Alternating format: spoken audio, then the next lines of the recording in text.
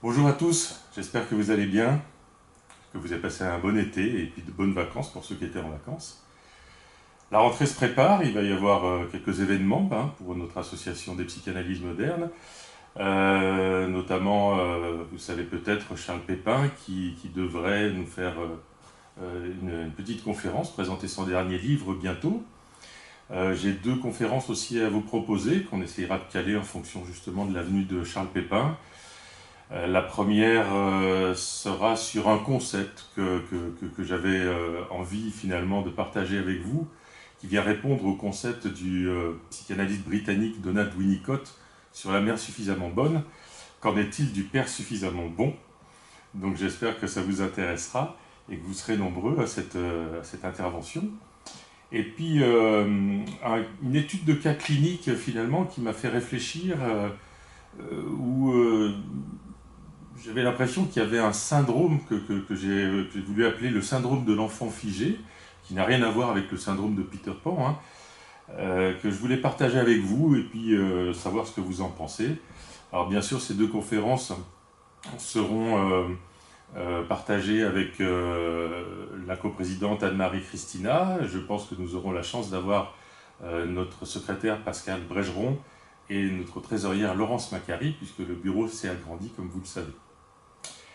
Aujourd'hui, je voulais vous proposer quelques réflexions pour commencer un petit peu cette rentrée, puisque j'ai eu l'occasion de voir quelques reportages, quelques articles cet été qui m'ont fait un petit peu gamberger et qui ont alimenté mes célèbres insomnies, pour ceux qui sont déjà au courant, et qui m'ont évoqué, je voulais partager avec vous un petit peu ces réflexions, qui m'ont évoqué finalement l'influence que peut avoir l'angoisse de mort, comme angoisse primaire et originelle, sur l'évolution de Sapiens.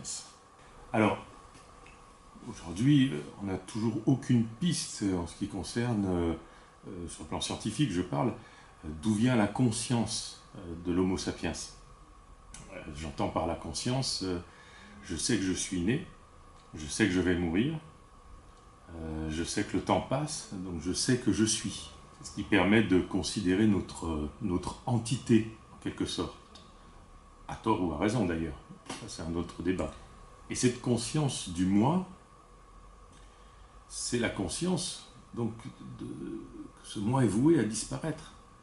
Cette conscience de notre conscience, contrairement visiblement aux autres animaux, puisque nous sommes dans la mémoire du passé et la projection d'un futur, l'imagination, cette conscience du moi, c'est la conscience aussi que ce moi va disparaître. Donc quelque chose de très anxiogène. L'angoisse de mort, l'angoisse du néant. Qu'est-ce qu'il y a après la mort? Personne ne le sait, personne n'est revenu pour nous le dire. On va émettre des hypothèses, on va avoir des croyances, chacun les siennes. Mais la réalité scientifique, c'est que on ne sait pas d'où vient la conscience et on ne sait pas où va la conscience. Donc cette angoisse est quelque chose de primitif et d'originel chez tous les Homo sapiens. Et cette angoisse de mort va finalement amener une grande différence dans l'évolution exponentielle de l'humain. L'humain est un primate, comme le gorille, comme le chimpanzé, et d'ailleurs le chimpanzé est sans doute le primate génétiquement le plus proche de nous. Ce qu'on s'aperçoit chez le chimpanzé, c'est que c'est un animal qui est relativement agressif. Alors je dis souvent que l'être humain ne porte pas forcément la violence en lui, mais je fais un distinguo entre la violence et l'agressivité. La peur, justement, et l'angoisse de mort, à mon sens, amènent davantage d'agressivité. C'est un petit peu, on va dire, cette phrase du général romain qui veut la paix, prépare la guerre. Le chimpanzé, on l'a observé, effectivement, il est capable de meurtre, on l'a observé passer des fois aux limites de sa frontière, attendre qu'il y ait un autre chimpanzé d'une tribu différente, le choper et le tuer. Et chez l'être humain, ben, on ne sait pas, mais on peut imaginer que c'est pareil. Hein. L'histoire de l'Homo sapiens s'étale sur très longtemps. On estime à peu près 300 000 ans, et encore, hein, certains spécialistes voient même plus. D'ailleurs, on a découvert un squelette visiblement d'Homo sapiens au Maroc il y a quelques années. Donc ça pourrait même s'étaler sur 400 000 ans, ce qui fait beaucoup. Et donc cette évolution, c'est aussi, on imagine qu'il n'a pas eu la conscience comme ça d'un seul coup, mais que c'est quelque chose qui a été évolutif. Sauf que tant qu'on était dans le cadre du chimpanzé, du primate, on pouvait tuer l'autre en l'agressant, en lui tapant dessus. Même si on dormait, ben, pour nous tuer, il fallait nous taper dessus, et donc on avait le temps de se réveiller, de se défendre. Et là, ben, j'ai entendu un reportage sur Arte que j'ai trouvé très intéressant, enfin j'ai vu la rediffusion sur YouTube, où ils expliquaient finalement, enfin un chercheur émettait l'hypothèse, pour être plus précis, de l'avènement du langage. Et il amenait cette idée qu'à un moment donné de son évolution, l'Homo sapiens a créé l'outil. Il s'est servi d'outils. Il a taillé des silex, il a fait des lances.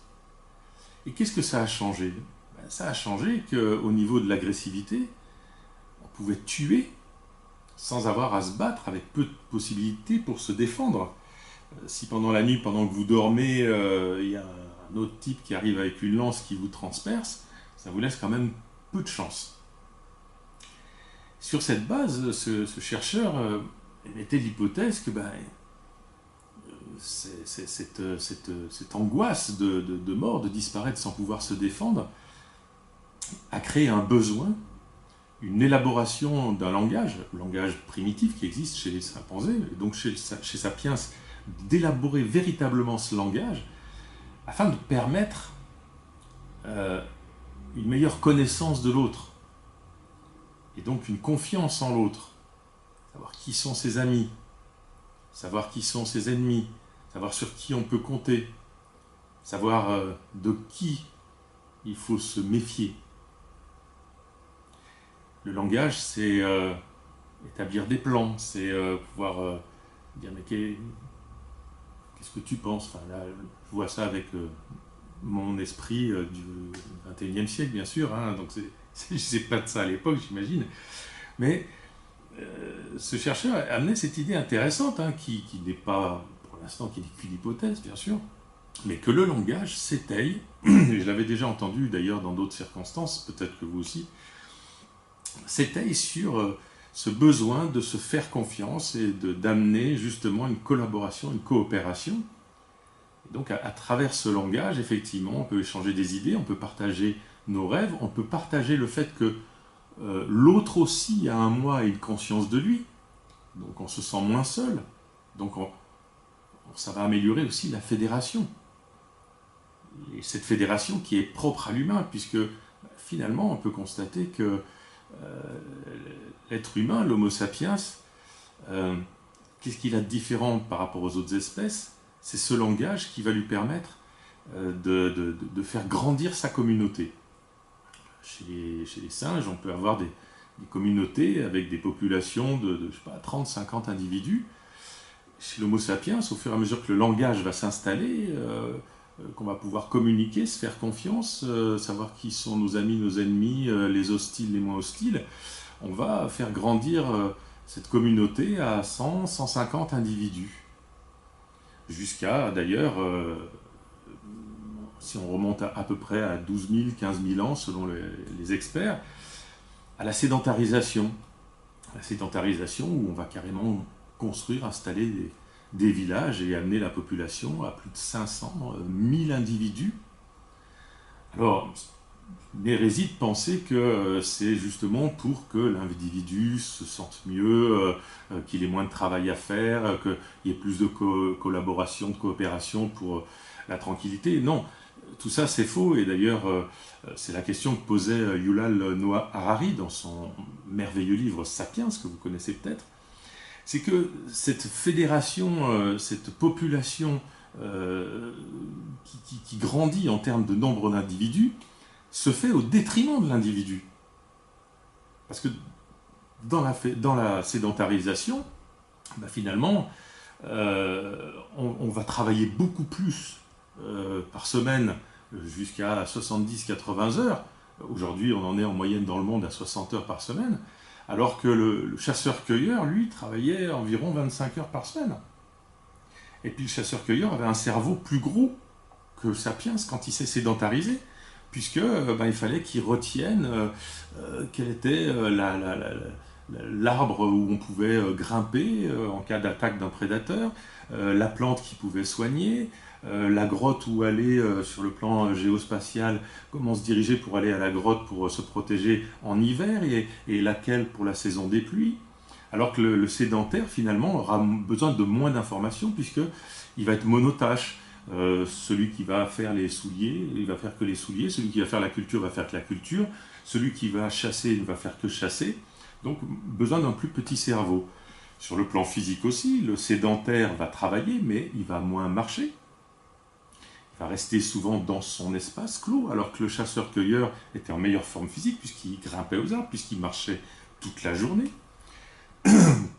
Il va avoir aussi plus de famine, le sédentaire, parce qu'il est en monoculture. Il va faire, selon les pays, uniquement du blé, ou uniquement du maïs, ou uniquement du riz, ou uniquement du mil. Alors que le chasseur-cueilleur, lui, maman, il y a quoi à déjeuner ce matin? Je sais pas, il va avoir des fourrés, il y a peut-être quelques baies, un escargot. Le chasseur-cueilleur ne souffrait pas de la famine.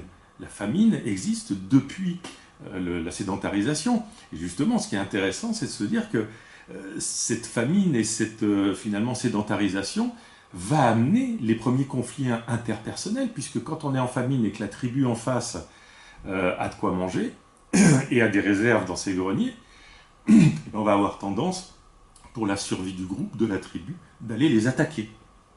Donc les premières traces, même si on a eu avant, sporadiquement, puisque effectivement, comme le chimpanzé, l'être humain est sans doute un animal agressif, mais les vraiment premières traces de conflits interpersonnels à un certain nombre d'individus, première guerre, on pourrait dire en quelque sorte, c'est les squelettes abîmés, on les retrouve il y a à peu près 12 000 ans. Aujourd'hui, en tout cas, les plus anciens remontent à 12 000, 15 000 ans. Donc c'est effectivement monoculture, monotâche, et puis guerre de voisinage, parce qu'il y en a un qui a des trucs qu'on a besoin, qu'on n'a plus, et puis de toute façon, il faut bien bouffer, et puis on a toujours connu ça, hein, c'est le propre des guerres. Ensuite, les guerres ont été pour les idées aussi, pour les conquêtes, mais au début, c'était j'ai faim, putain, ils ont plein de trucs, les salauds, on va aller les attaquer. Donc, Yuval Noah Harari, dans Sapiens, se pose la question, pourquoi l'être humain se fédère de plus en plus au détriment de l'individu, qui va souffrir de la famine, qui va avoir un plus petit cerveau, qui va avoir un corps en moins bonne santé parce qu'il marche moins, et puis en moins bonne santé parce qu'il a une alimentation moins variée. C'est vrai qu'on peut se poser la question. Alors si on revient à l'angoisse de mort, on se dit que le langage et la fédération, plus on est dans le groupe, plus on se rassure. Et plus on est dans le groupe, plus on partage l'imagination, plus on crée des mythes, ce qui est la base du livre Sapiens aussi, des mythes, des croyances, des choses qui vont nous rassurer de l'après-mort. Et puis on va pouvoir partager l'art, laisser des traces dans les grottes de Lascaux, quelque chose qui va perdurer après notre mort. Et ça va être quelque chose de très important aussi. Donc l'angoisse de mort comme vecteur du langage, comme vecteur de la fédération, parce que finalement, au plus on se fédère, au moins il y a de groupes ennemis. Et aujourd'hui, finalement, ce qui fédère le plus, puisque la religion n'a pas fédéré entièrement, puisque il y a des religions différentes, il y a les religions abrahamiques, hein, le judaïsme, l'islam, le christianisme, les religions hindoues, les religions bouddhistes, les athées. Donc la religion en tant que telle n'a pas fédéré. Dans le livre Sapiens, il y a quelque chose de très intéressant où il dit que finalement le mythe le plus fédérateur, c'est l'argent, puisqu'il est reconnu par tout le monde. On est bien d'accord pour dire que même si tu as des dollars, que moi j'ai des euros, ou que toi tu as des yens, on peut échanger parce qu'on se met d'accord pour dire que tiens, ce stylo il vaut autant et qu'un dollar valant tant d'euros et 1 euro valant tant de yens. Et finalement, c'est un bout de papier. En réalité, d'ailleurs, c'est pas du papier, c'est du coton. Parce que sinon, en machine, après, c'est moins beau. Mais finalement, l'argent est ce qu'il y a de plus fédérateur. Alors, la fédération, aussi, comme le langage, peut-être pour avoir moins d'ennemis, pour se sentir plus appartenir à un groupe même mondialisé, au détriment de l'individu, mais qui va permettre, peut-être, de lutter contre cette angoisse de mort qui est consciente et bien souvent inconsciente et qui va se traduire par d'autres choses. Une angoisse, finalement, comme dit Irving Yalom, le psychiatre américain, une angoisse, c'est la peur de quelque chose qu'on ne connaît pas. Donc transformer l'angoisse en peur, la déplacer, nous permet de visualiser quelque chose. Cette angoisse de mort, si je la transforme en peur du serpent, ben, j'ai qu'à éviter les serpents. Si je vois une photo de serpent, j'ai qu'à tourner la page. Si je la transforme en peur de la maladie, en hypocondrie, ben, je peux toujours aller me renseigner bêtement sur Internet, et là ça va être pire que tout, ou aller chez le médecin régulièrement, faire des examens de santé, faire des prises de sang. Je vais pouvoir me rassurer, je vais pouvoir cerner ma peur. Mais l'angoisse de mort, c'est l'angoisse d'un inconnu. Donc on n'a quand même pas beaucoup de moyens, à part déplacer ça sur une peur visualisable, ou alors, éventuellement, investir dans des mythes, dans des croyances, que ce soit religion, spiritualité. D'ailleurs, à ce propos, religion, la racine latine de religion, c'est religare, ce qui relie. Il faut encore ce qui relie, ce qui va fédérer. Alors, à propos de religion, spiritualité, etc., et tous les mythes, quelque chose par rapport à l'angoisse de mort, bien évidemment, est prégnant, c'est que dans toutes ces catégories, on retrouve une promesse de l'après-mort. Que ce soit un paradis, que ce soit une réincarnation, voire même une métampsychose, c'est-à-dire une réincarnation dans une plante, dans un animal, un autre animal, etc. Donc on est véritablement là au cœur du sujet, la conscience, qui a conscience de mourir, qui a peur de mourir, et qui va créer des mythes, des religions, des croyances, des superstitions, pour pouvoir effectivement vivre sa condition et lutter contre l'angoisse, quand ce n'est pas le déplacement dans une autre peur, comme on disait tout à l'heure.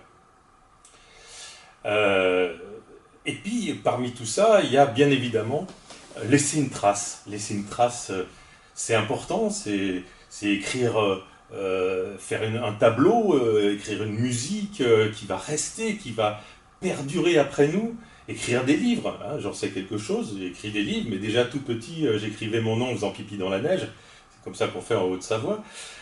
Donc il y a effectivement ce désir de perpétuer. Dans ce désir de perpétuer, le plus symbolique finalement, c'est la progéniture.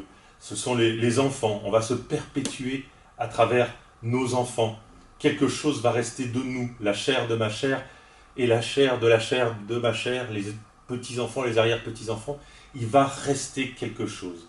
Quand ce n'est pas un patrimoine, une maison, un château, une ferme, il y a quelque chose qui va perdurer. Tout ça nous parle de l'angoisse de mort, bien évidemment. Et c'est là où, une nouvelle fois, Irving Yalom, le psychiatre américain, disait que l'angoisse de mort précède l'angoisse de castration si chère à Freud. Et si on l'écoute dans ce sens-là, bien évidemment, parce que l'angoisse de castration, c'est quoi ? C'est se couper de la capacité de cette progéniture.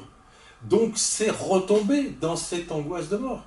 J'espère au fait que vous appréciez ces effets spéciaux extraordinaires que je vous offre aujourd'hui.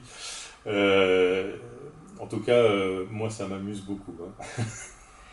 Alors pour revenir à la conscience, je disais au tout début que la conscience s'étaye aussi sur le souvenir du passé, la projection, l'imagination, le rêve d'un futur, et que finalement ça allait tracer une ligne entre le début, la fin, la naissance et la mort, qui va nous donner effectivement cette impression d'être une entité, d'être quelqu'un.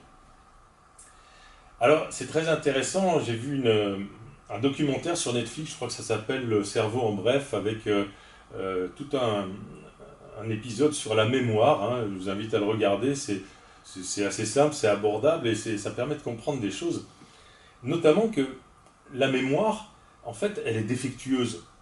On le sait tous. Et pourtant, l'Homo sapiens, ça a quand même quelques années, 300 ou 400 000 ans, hein, je disais. Donc, la mémoire, pourquoi est-elle autant défectueuse? On parle souvent avec des amis, moi je vois avec mon épouse, ce qui s'est passé il y a 30 ans en arrière, je dis, mais non, c'était là, mais non, c'était là, et on va se chamailler comme pas possible. Et finalement, dans ce reportage, on on a vu que finalement nous avions tous les deux raison et tort à la fois, puisque, a priori, 50% de notre mémoire se renouvelle chaque année. Donc, on construit avec des petits éléments, un visuel, un flash, un truc, on reconstruit une histoire autour. En fait, on ne fait que tisser, et ces tissages, qui sont en fait des nouvelles connexions neurologiques, vont recréer finalement une nouvelle route pour garder le souvenir en mémoire. Mais pour se souvenir du passé, pourquoi, après 300-400 000 ans, l'Homo sapiens a-t-il une mémoire autant encore défectueuse? euh, Certains parlent par exemple, qu'est-ce que vous faisiez le 11 septembre 2001, hein, quand il y a eu les avions dans les tours, et chacun a un souvenir précis. Et si on regarde bien, ah ben non, mais moi j'étais là, tout ça, mais tu pouvais pas être là puisqu'on avait déjà déménagé, tout ça. Enfin, vous connaissez le truc, effectivement, notre mémoire est défectueuse.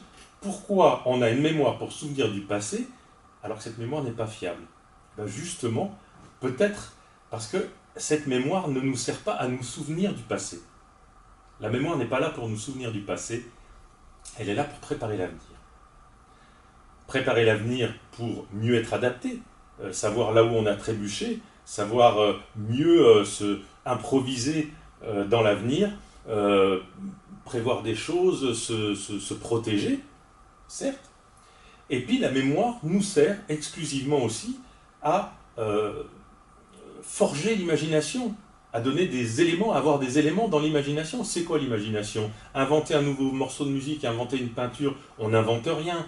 On a tous, bien évidemment, des influences. Simplement, ces influences, ça et là, dans le passé, en musique, par exemple, moi, je vais choper un peu de ce souvenir de James Brown qui me plaît bien, que je vais mélanger avec un peu de Led Zepp et un peu de Janis Joplin, et puis un peu de Tino Rossi, mais ça, c'est plus rare.